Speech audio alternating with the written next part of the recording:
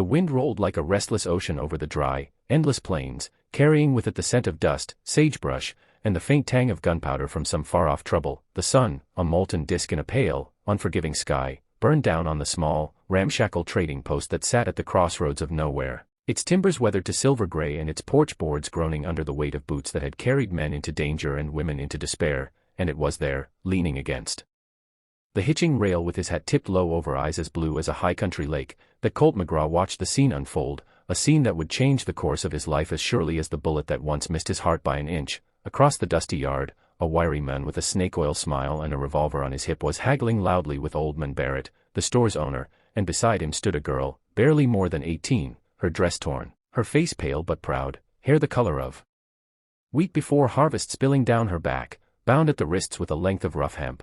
Colt had seen a lot in his 30 years, Indians on the warpath, cattle stampedes, the gold fever in California, but even he felt his jaw tighten at the cold, casual way the wiry man waved his hand toward the girl like she was nothing more than another item in the trade. 2 mules and that Winchester .44 you've been hiding behind the counter, the man barked, and Barrett's grizzled brows nodded, and what exactly am I supposed to do with a human being? Barrett muttered, but the men just spat into the dust and said, ain't my problem, she ain't worth much anyhow, won't speak, won't work without glaring at you, eats like a horse, figure you could sell her on to some rancher looking for cheap labor or a wife too broke to find one otherwise. Colt's hand brushed the grip of his Colt Peacemaker, the worn handle warm under his palm, and a flicker of heat rose in his chest, but he waited, watching the girl's eyes, dark, defiant, and rimmed with fatigue. But still alive, still fighting, the trade was struck, the 2 mules led out from behind the post, the rifle handed over, and just like that, the wiry man swung into his saddle and rode off with his prize, leaving the girl standing in the shadow of the porch like a misplaced shadow herself. Well, Barrett sighed, scratching his beard, guess you'll be wantin' some water and a meal. Name's Barrett, old fool runnin' this hole in the earth. But she said nothing, just kept her eyes fixed somewhere far past him, and it was in that moment Colt stepped forward, boots thudding on the dirt, voice low but steady as he said, I'll take her. Barrett turned, brows lifting. She ain't a horse, McGraw, ain't for sale, but Colt slid a small leather pouch onto the counter, the heavy clink of coins making Barrett pause. Call it a buyout, she comes with me. The girl's eyes flicked toward him then, wary and unreadable, and Colt felt something uncoil in his chest, some old instinct that had kept him alive in gunfights and poker rooms alike, telling him that this wasn't pity and it sure as hell wasn't charity. It was something else, something that would tie their fates together tighter than a hangman's knot. Barrett finally nodded, muttering about fools and their money, and minutes later Colt was riding south with the girl behind him, her hands now free but her silence heavy, the prairie stretching out like a vast, wild promise ahead. They rode for hours, the sun dipping low, shadows stretching long, coyotes calling in the distance, until the outline of Colt's ranch came into view, a modest spread tucked against the foothills, its fences mended by his own hands, the smell of hay and horses greeting them. He swung down, helped her off the horse, and she stood there, dust in her hair, looking at the cabin as if it were something strange and dangerous. Name's Colt McGraw, he said, holding out a hand, and you're safe here. For a long moment she didn't move, then, finally, her fingers brushed his, and in a voice like a whisper carried by wind, she said her name, Clara, and in that fragile moment, Colt knew 2 things with a certainty that chilled and warmed him all at once. The men who had traded her away would not live out the season, and no matter the cost, he would give Clara not just a roof over her head, but a place in his life, his home, and his name. The prairie night fell around them, and somewhere far off, a storm was building.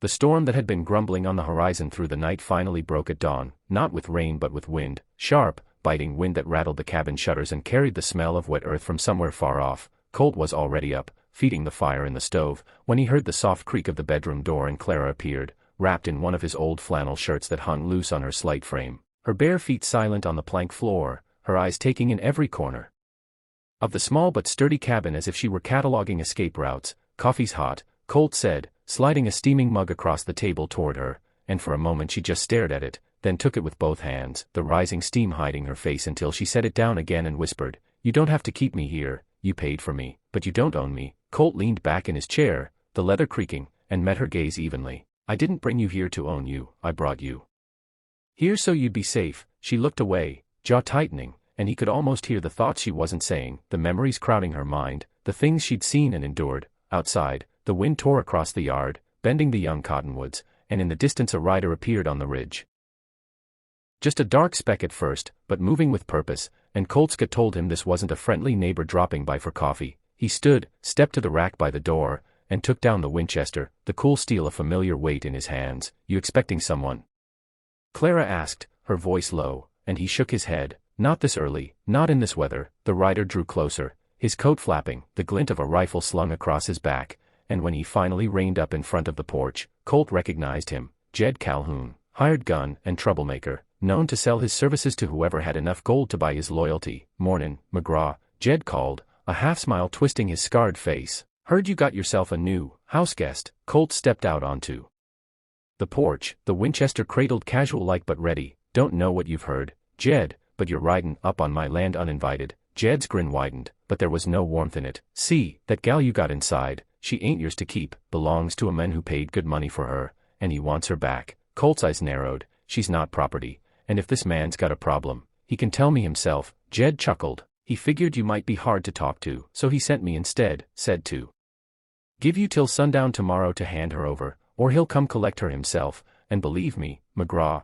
you don't want him comin'." Colt didn't answer, just watched as Jed tipped his hat and turned his horse, riding back toward the ridge, the wind swallowing his silhouette. Back inside, Clara stood near the table, pale but composed. "It's him, isn't it?" she asked, and the weight in her voice told Colt all he needed. This wasn't just some man with a wounded ego, this was someone dangerous.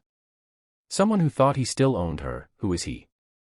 Colt asked, but Clara shook her head. "You don't want to know. If you stand in his way, he'll kill you, and anyone else who gets between us." Colt set the Winchester against the wall, stepped closer. "I've faced worse than him." "No," she said sharply, "you haven't." The wind howled against the cabin, a fitting backdrop for the tension in the room, and Colt realized he'd have to be patient. Clara had walls built high and tight, and trust wasn't something she'd give lightly. Over the next hours he went about his chores, feeding the horses, checking the fences, chopping wood, always keeping an eye on the horizon, while inside Clara moved quietly, helping in small ways, cooking beans, mending a tear in one of his shirts, her silence slowly giving way to short, cautious sentences. That night, after supper, Colt sat sharpening his knife by the fire while Clara stared into the flames, and finally she spoke without looking at him. "His name's Aaron Kane, owns a string of saloons from here to Abilene, and half the law in his pocket. I was working in one of his places when I caught him skimming from his own men.